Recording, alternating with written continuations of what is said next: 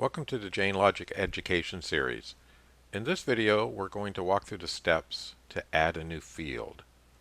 So we installed a new station, Almonds West, and we want to add a field so we can define the field parameters and the boundaries for that field.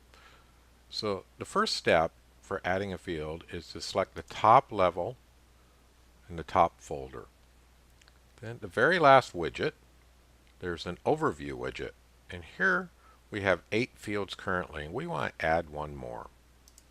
So we'll click Add One. We're going to add one field. And then this is going to take us through a few configuration windows. So we'll give this field a name. We'll call Almonds West Field. And then it's one set, and we're going to pick the crop type. So in this case it's almonds, and insert the planting date.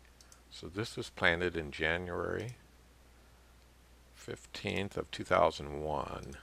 So we'll change the year. Actually, it's 2008.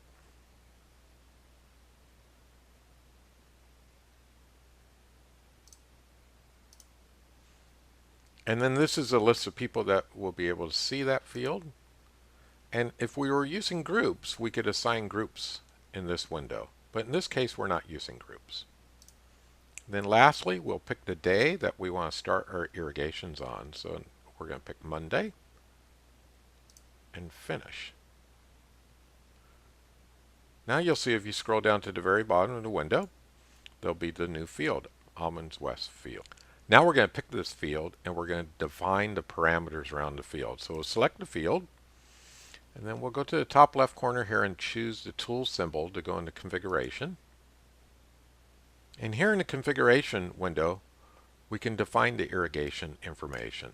So we're going to call this Almonds West. And I call it IS for irrigation set.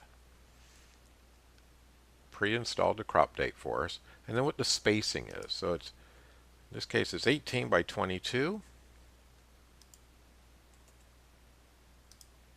And then we can add the varieties.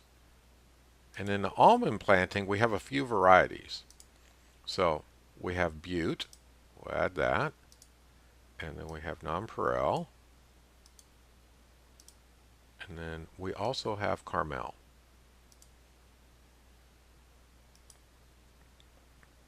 And then we move on to the irrigation system information.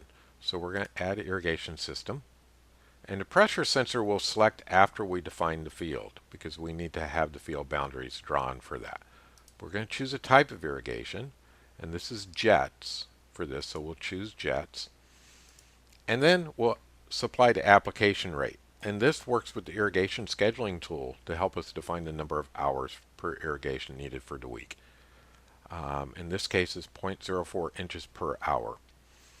And then how uniform the delivery of water is across that field. And this field was tested by this customer, and it had a 90% uniformity.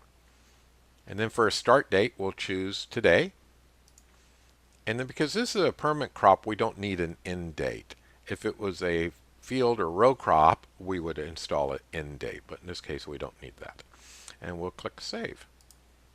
And now that field is saved. And we can close back to the main dashboard by choosing the Home button in the top right corner. And you see we have a new field set up.